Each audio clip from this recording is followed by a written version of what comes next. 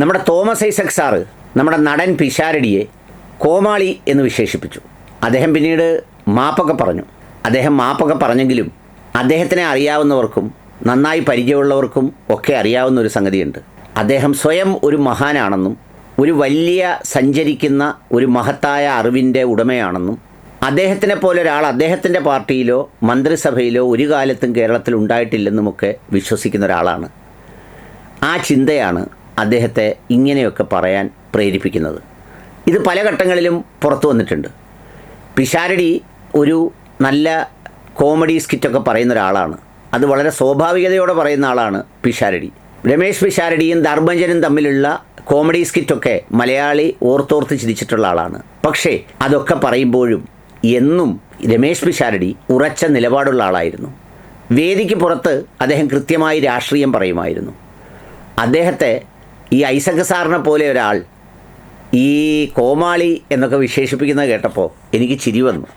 ഏതായാലും നമ്മുടെ ജിമ്മി ചില കാര്യങ്ങൾ പറയുന്നുണ്ട്, അതിൻ്റെ ബാക്കി ഞാൻ പറയാം. തോമസ് ഐസക് ഇദ്ദേഹത്തെ കോമാളി എന്ന് വിളിച്ചത് ഇയാൾക്ക് രാഷ്ട്രീയം അറിഞ്ഞില്ലാത്തതുകൊണ്ടൊന്നുമല്ല.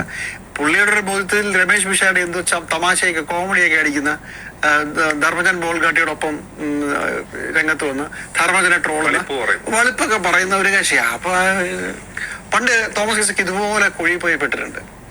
ഇത് സംവാദത്തിന് വിളിക്കുകയാണ് വി ഡി സതീശനെ. അല്ല, കോൺഗ്രസുമായിട്ട് വലിയ തർക്കമാണ്, ലോട്ടറി വിഷയമാണ്. അപ്പൊ വലിയ തർക്കം വരുമ്പോഴത്തേക്കും വി ഡി സതീശൻ തോമസ് ഐസക്കിനെ ചർച്ചയ്ക്ക് വിളിക്കുന്നു. ധൈര്യം ഉണ്ടെങ്കിൽ ഒരു പരസ്യ ഡിബേറ്റിന് വാ. അപ്പൊ പറഞ്ഞു വി ഡി സതീശന് എന്റെ സെക്രട്ടറി പോകും എന്നാണ് തോമസ് ഐസക് പറഞ്ഞത്. ഇത് തോമസ് ഐസക്കിന്റെ സ്ഥിരം പരിപാടിയാണ്. അത് അവസാനം വലിയ പ്രശ്നമായി.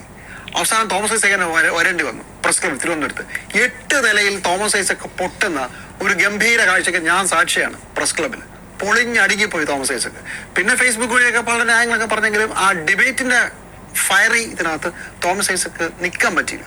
പക്ഷെ അതിന് തുടക്കം കുറിച്ചത് ഇതുപോലത്തെ ഒരു വാചകമായിരുന്നു, എന്റെ സെക്രട്ടറി വരും ചർച്ച ചെയ്യാൻ എന്നാണ്.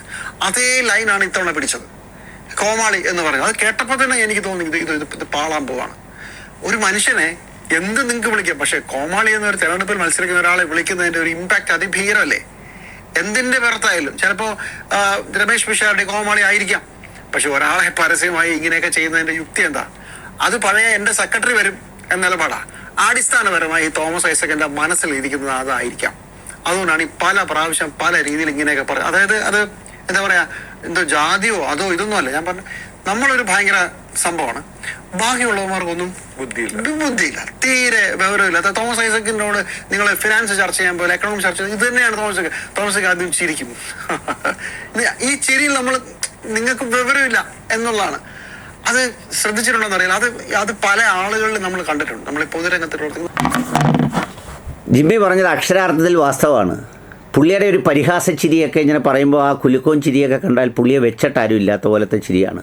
പക്ഷേ കേരളത്തിൽ കുഴിയെണ്ണി ഇപ്പോൾ രമേശ് പിഷാരടി വിളിച്ച പേരിന് അർഹനായി തീർന്ന എല്ലാവരും അങ്ങനെയാണോ എന്ന് ചിന്തിച്ചു പോയ അതിന് കാരണമായ ആളൊക്കെ ഈ തോമസ് ഐസക് സാർ തന്നെയാണ്. പുള്ളി പാർട്ടിയുടെ സെക്രട്ടേറിയറ്റ് മീറ്റിങ്ങോ മന്ത്രിസഭാ യോഗമോ അല്ലെങ്കിൽ എന്തെങ്കിലും കഴിഞ്ഞു വന്നാൽ പുള്ളിയുടെ ഓഫീസിലെത്തിയാൽ പുള്ളിയുടെ ആദ്യത്തെ പ്രകടനം കയ്യിലിരിക്കുന്ന നോട്ട് പാഡും മറ്റേതുമൊക്കെ എടുത്തങ്ങ് മേശപ്പുറത്തോട്ട് ഇട്ടിട്ടൊരു സംഭാഷണമുണ്ടത്രേ. അദ്ദേഹത്തിനോടൊപ്പം പ്രവർത്തിച്ചില്ല പറഞ്ഞിട്ടുള്ളതാണ്. എന്തൊരാളുകളാണ് ഇവന്മാർക്കൊക്കെ വിവരമുണ്ടോ, ഇവന്മാരെന്തോ പറയുന്നതെന്ന് പറഞ്ഞാൽ പുള്ളി പറയുന്ന ബുദ്ധിപരമായി എന്ന് പുള്ളി തോന്നുന്ന സാധനം ഒരു പ്രായോഗികതയുള്ളതോ രാഷ്ട്രീയമായി ശരിയുള്ളതോ ആയിരിക്കത്തില്ല. അപ്പോൾ അതുകൊണ്ട് എന്ത് ചെയ്യും, അവിടെ ഉള്ള ഗ്രൗണ്ട് അറിയാവുന്ന രാഷ്ട്രീയം അറിയാവുന്നവർ മറുപടി പറഞ്ഞാൽ പുള്ളിക്ക് അതൊന്നും ഇഷ്ടപ്പെടില്ല. പുള്ളി അങ്ങനെ പറയാൻ പറ്റുന്ന ഒരാളല്ല. പക്ഷേ പുള്ളിയുടെ പേരിൽ ഒരുപാട് സംഗതിയുണ്ട്. 80 രൂപയ്ക്ക് കോഴിയിറച്ചി കൊടുക്കുമെന്ന് പ്രഖ്യാപിച്ച ആളാണ്. റോഡിലെ കുഴിയെണ്ണി എല്ലാ ദിവസവും കുഴിയുടെ എണ്ണം വിളിച്ച് പറഞ്ഞ ആളാണ്.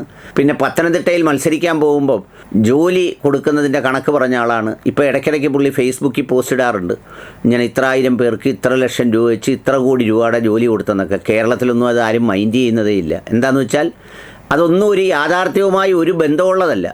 ഇപ്പോൾ ലുലുവിൽ കുറച്ച് പേർക്ക് ജോലി കൊടുക്കുന്നതിൻ്റെ പടവും വാർത്തയും ഒക്കെ പത്രത്തിൽ വരും, അല്ലെങ്കിൽ വേറെ എന്തെങ്കിലും ഒരു മാളിൽ കൊടുത്താൽ. ഇത് ചുമ്മാതെ പുള്ളി ഫേസ്ബുക്കിൽ ഇങ്ങനെ എഴുതി കളിക്കുന്നതാണ് ഇതിൻ്റെ ഒരു സംഗതിയും. അവിടെ കൃഷി ചെയ്ത വാഴയെടുത്തു, ആ വാഴയെടുത്തപ്പം വെണ്ടയെടുത്തു, ആ വാഴയുടെയും വെണ്ടയുടെയൊക്കെ വില അന്വേഷിച്ച് നോക്കണം. അതിന് പറ്റുന്ന ഒരു വിജ്ഞാന കമ്മീഷൻ അംഗത്തിനെയും നമ്മുടെ സരിൻ്റെ രൂപത്തിൽ കൊടുത്തു. അപ്പോൾ ഇവർ രണ്ടുപേരും നടന്ന് ഏതാണ്ടൊക്കെ പറയുക.